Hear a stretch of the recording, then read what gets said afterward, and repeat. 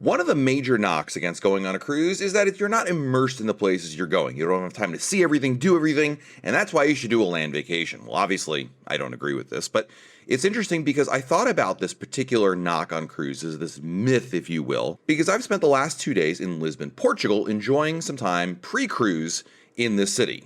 I came in 2 days ahead of time for a couple of reasons. First of all, as many of you know, I always talk about the importance of coming in at least a couple days before your cruise begins. You never want to risk it, leave it to chance that travel delays, and I mean, these days with the airport stuff going on here in the US, you just can't be too sure. So I booked my flight 2 days early, so that way I would come in, if there was any delays, I wouldn't have a problem. And so that allowed me not only to avoid possible, although I didn't run into any, delays in my travels, but also to acclimate to the local time. You know, when you travel from the US and you go to Europe, basically when you go east, jet lag is real. I mean, it's really tough. And that first day I was here, because my flight landed at, I think like 8 o'clock in the morning, and I was at the hotel by like 9:30, I was dragging by early afternoon. So jet lag is a tough one. I'm not here to talk about jet lag. I'm just saying that it takes some time to adjust to it. So after 2 days in Lisbon, which is a fair amount of time to explore a city and more time than I would have ever had I been on a cruise ship that visited Lisbon, I can tell you, I think this myth about cruising is totally overrated. I mean, being immersed in a city is great, and I would be the first to admit it is really nice being able to have dinner and enjoy a sunset in anywhere pretty much. But I do believe the advantage of a cruise actually makes it a better choice than immersing yourself, so to speak, in a city. What I mean by this is when you go to any port, now think about any place in the world you'd like to visit, and probably by cruise ship would be helpful in this case, right? If you're thinking about Paris, if you're thinking about London, if you're thinking about Lisbon, sometimes there's like one thing that generally comes out ahead, like the number one thing you want to do. And there are other things too, don't get me wrong. But there's usually one thing that comes to your mind, and then there's like ancillary things, like I really want to go see the Eiffel Tower in Paris, but I'd also like to see the Arc de Triomphe and go shopping here and do this and this and this, right? You come up with like, second and third options, but there's usually one thing. With a cruise ship, you're obviously going to only be in port for about somewhere around 6 to 8 hours. If you're lucky, you get closer to 10, but generally speaking, it's that day visit. But that is enough time to probably see that number one, maybe the number two, and if you're lucky, the number three thing on your list. And that might leave you coming back to the ship and wanting more. That's okay too. But I do believe that's still better because being here in Lisbon, it kind of opened my eyes, something I recognized because I spent a week in Copenhagen last year before one of my cruises. I've gone to London, I think 3 times now, when I've spent probably 2 or 3 days in each trip pre-cruise to enjoy that. So I've spent a collective, let's call it a week, not quite, but you know what I mean.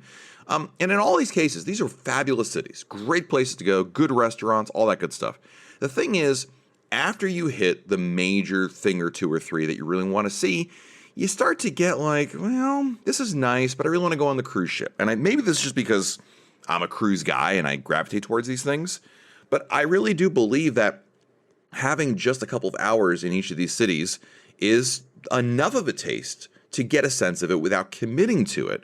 Because Lisbon is a fabulous place. I really enjoyed it, actually. We've had perfect weather, sunny, highs in the 70s, really comfortable temperatures all around.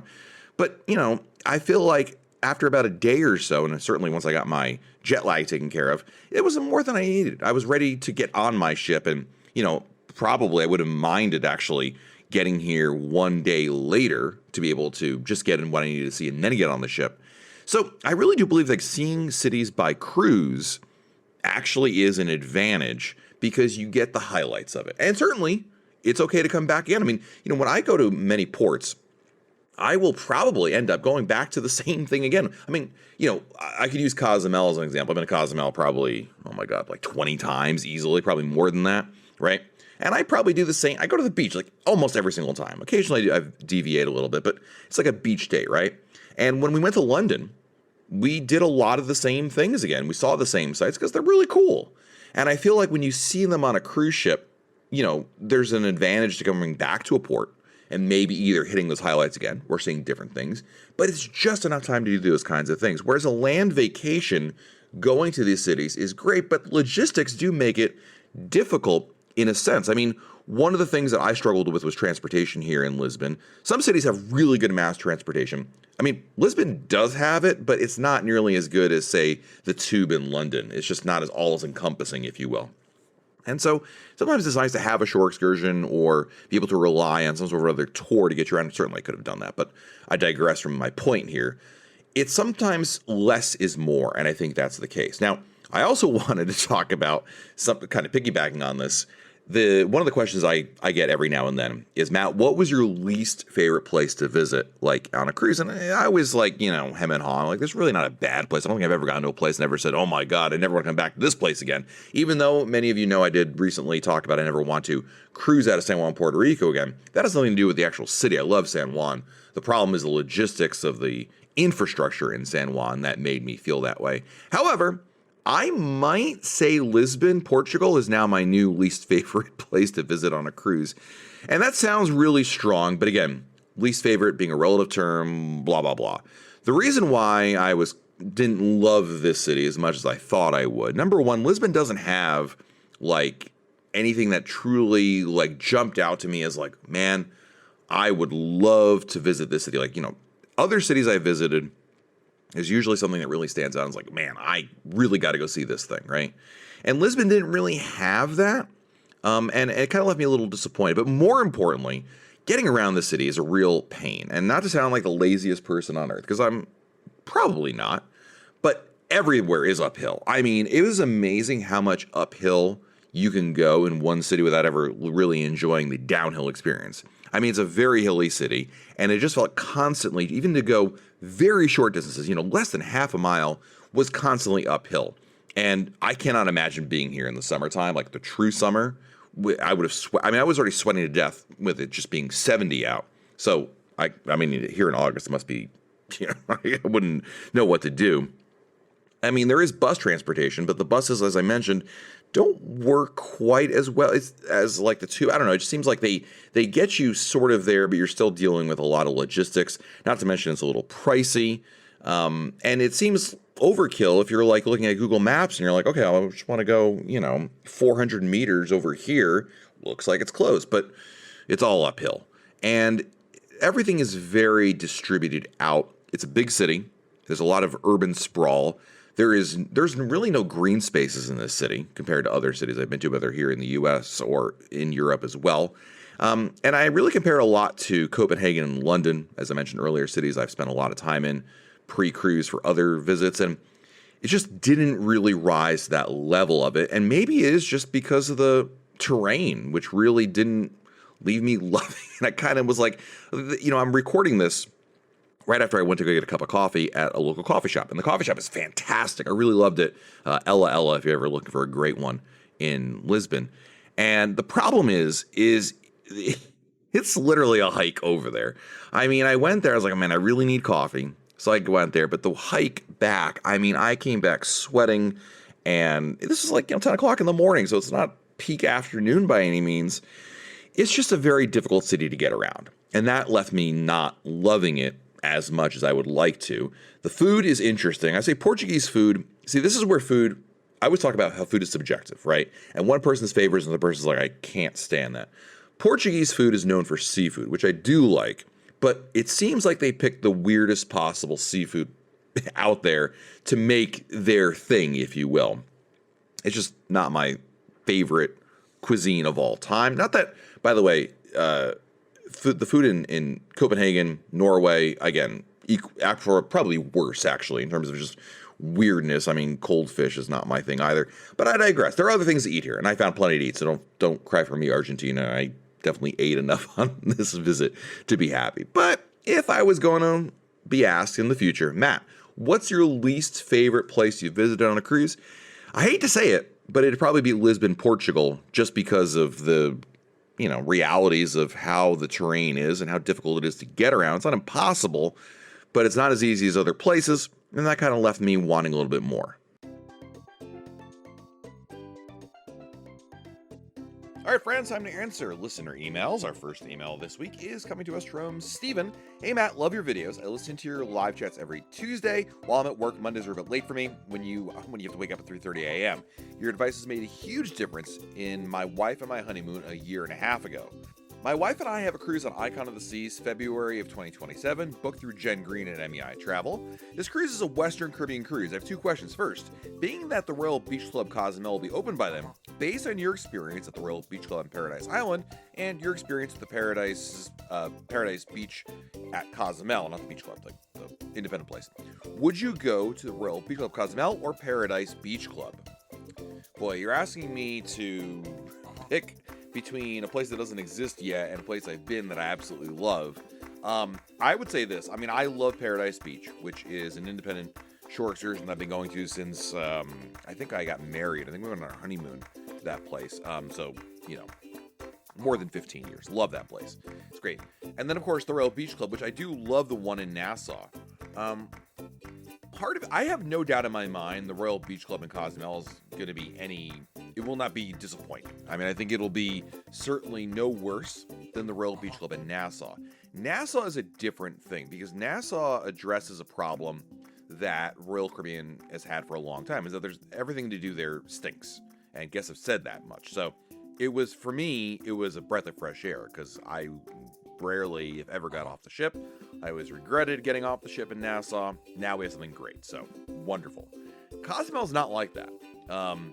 I would probably look at it in the vein of it kind of depends on the trip. What kind of vibe am I looking for?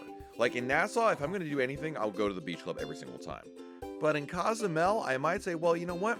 If I'm going during one time a year or I'm going with certain people, I might go to the Royal Beach Club. Or if I'm not doing that and we just want something a little more chill, we'll go to Paradise Beach, perhaps. Or if we're going with a big group, and we don't know what pricing will look like from Royal Caribbean, perhaps the Paradise Beach one will be a better option. There's some X factors here I can't account for yet, so my answer to you is we'll have to wait and see. My second question is, my brother and I are planning on splitting a cabana at Coco Cay for a group of 6. The choices are between the hideout cabanas in Hideaway Beach or the over-the-water cabanas in Coco Beach Club.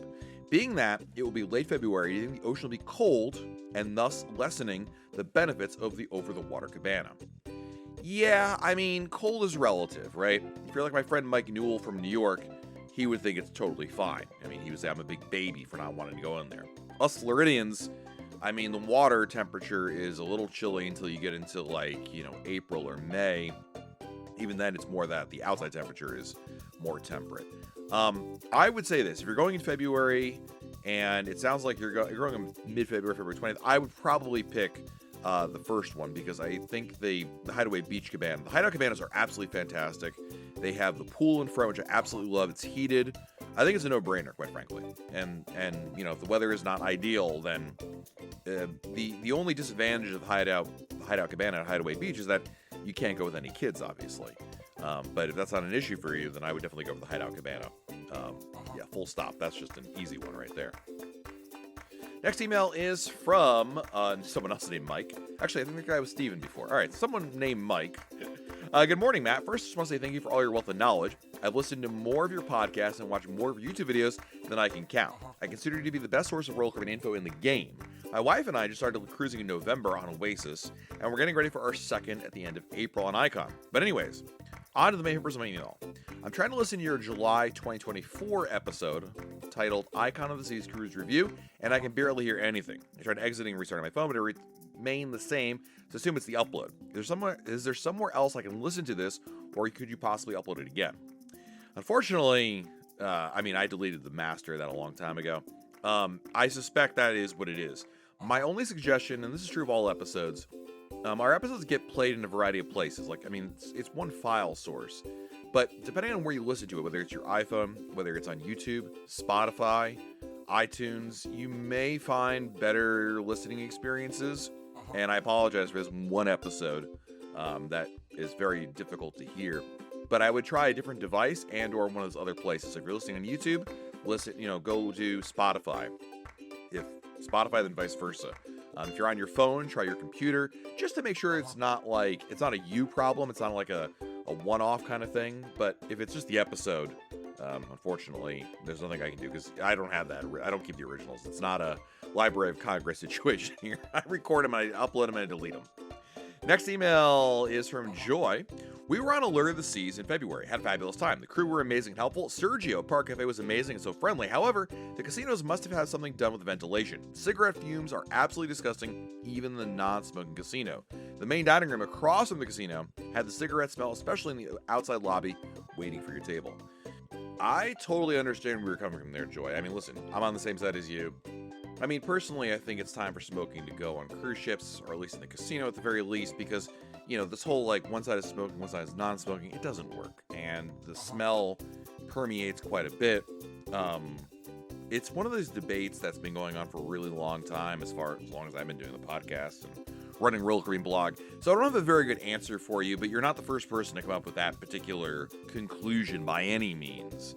I really believe that Royal Caribbean believes that they would lose money if they banned smoking outright, or at least banned smoking in the casino, because they have this perception, and it might be right, by the way, I'm not saying it's not right, but they have this perception that the people who smoke gamble a lot more, however you want to look at it, but banning that would eliminate them. I don't know if this is a squeaky wheel situation where it's a very vocal minority or what, but I absolutely, none of us have any data. We just have anecdotal experiences. And they're a business at the end of the day, and that's probably why they do what they do. But I've talked about this in many other media about the fact that I think it's just time for it to go. I mean, it's just not a great experience overall, and it does linger, it does spread out, and on some of those older Oasis class ships, on Utopian Wonder they added doors to really help from the smoke permeating into the main dining room, but on the older ones, it definitely does. So I don't know if it makes you feel any better that it's not a you thing, others have noticed that too, including myself, but as of right now, nothing's really changing a whole lot with that, and I've not seen anything, but sometimes some policies are here one day and gone the next, so you never know. Next email is from Chris. My youngest daughter wants to skip her senior trip and take a Mediterranean cruise next June. She would also like to bring along her best friend. My wife and I were pricing out flights and itineraries when a thought struck me. Since my wife and I are both Prime through the casino, we could try to use our yearly cruise offer after we make Prime next casino year. My question is, do you think it's a bad idea to chance it and wait until April 2027 to book a June 2027 cruise on a casino comp, or should I just bite the bullet and pay now? I can hear you in my head saying the best time is to book now. Thanks in advance. P.S. Any thoughts on purchasing the key? There's a laughing emoji, so I know he's joking. So your idea is not terrible. I mean, here's the thing. With the casino thing, you're going to have to act quickly. So you could do this. You could roll the dice.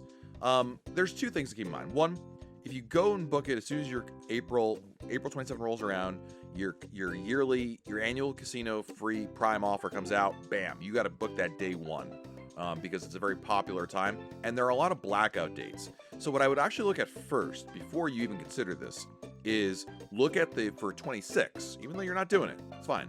Just as an example, because this episode's coming out literally either, I don't know which week in April it's coming, but it's very soon. We're going to have the Prime casino offers for this year come out. Look at those blackout dates. Hypothetically, play a game in your head. If I was to go this year, would this strategy work? And make sure that those dates are there. They're not blacked out, etc., etc., etc. If that works, if the 2026 test works, then just do it immediately in April. You don't want to wait because there's only a certain amount of slots and they can sell out, so blah, blah.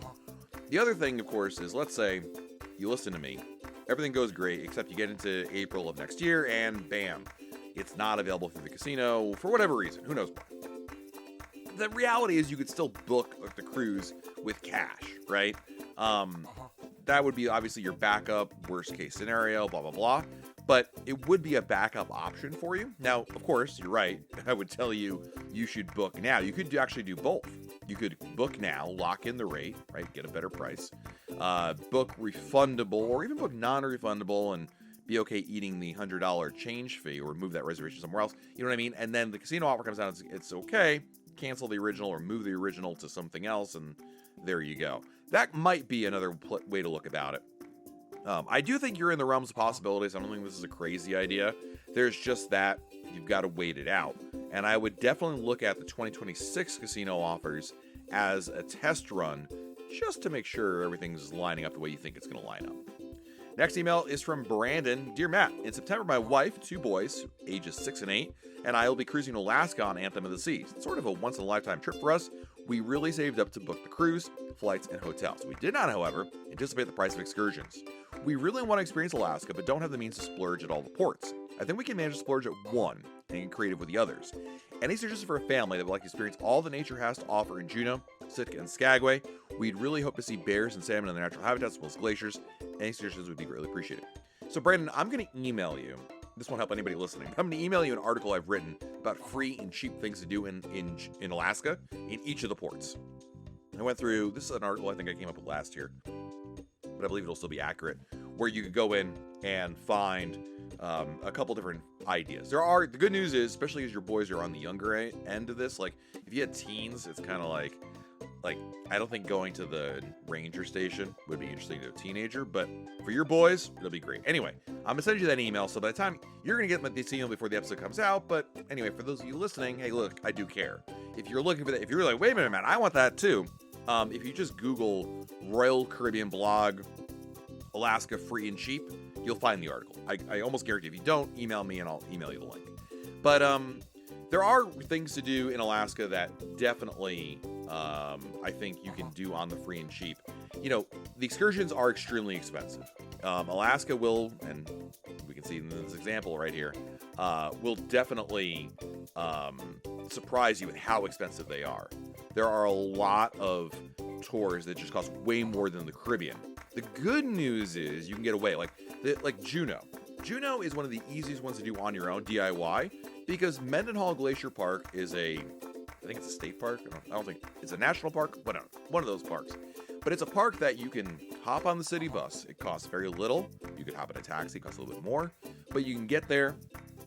You can pay the admission for the park, which is nothing, a couple dollars per person, and enjoy a full day there. And there's so much to see and do there, you would love it. So that's an easy one, like, by far.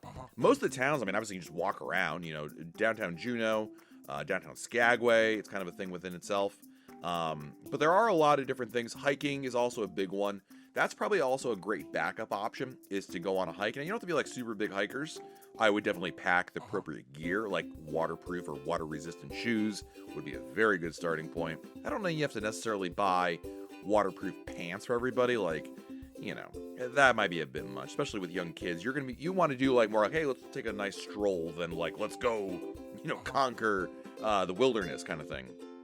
But there are some really cool self-guided tours, options in all those ports. And as I mentioned in the article, there's a number of these in each of the ones. Mendenhall Glacier Park is my easy one in Juneau. You know, in Skagway, there is actually a free activity, the Gold Rush Stroll and Lake Trail. There's in Ketchikan, I don't remember if we're going to Ketchikan or not, but there's a self-guided walking tour you can take over there. The Lumberjack Show is inexpensive, or not as expensive as other things that are out there.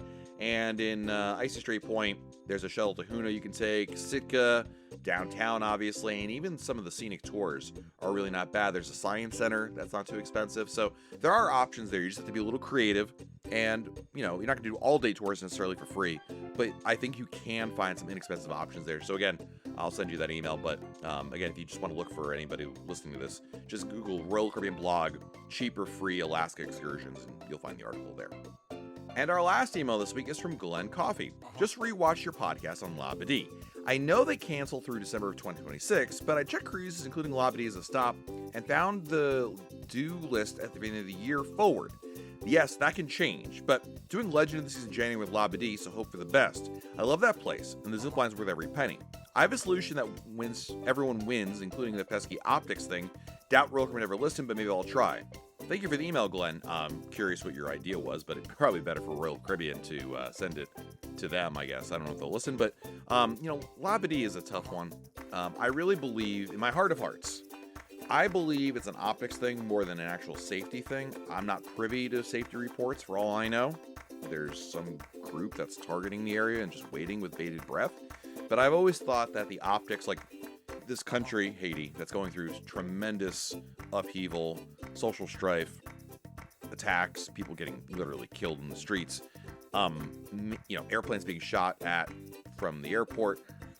Maybe it doesn't look so good when a cruise ship visits there, even though it's so remote, but, you know, it's this idea that they're still within the country of Haiti.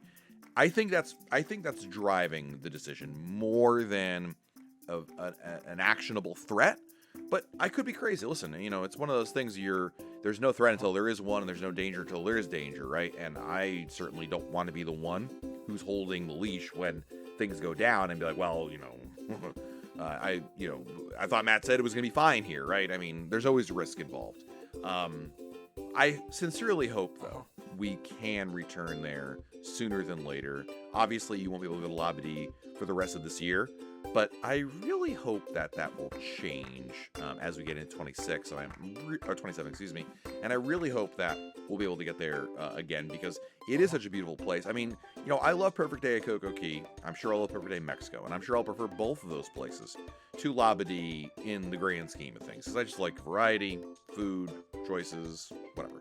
However, I'd be remiss if I didn't say that I think Labadee has its own virtues, and there's something to be said about being able to enjoy a relaxing time, doing your own thing. So, you don't have to have frills to have a great time, but I do think that it's one of the places, I've been going there for such a long time, that it has a little bit of a romanticized view in my mind. I admit that. But I do think it's actually a really nice spot to go to, and I'm really hoping, like you, Glenn, we'll be able to get there sometime next year. Maybe on Legend of the Seas or Hero of the Seas, you never know. Thank you to everybody for listening to this episode of the Royal Caribbean Blog podcast. Of course, you can email me your questions by going to matt@royalcaribbeanblog.com. Matt, M-A-T-T, @royalcaribbeanblog.com. Until next time, I'm Matt. We'll talk again real soon.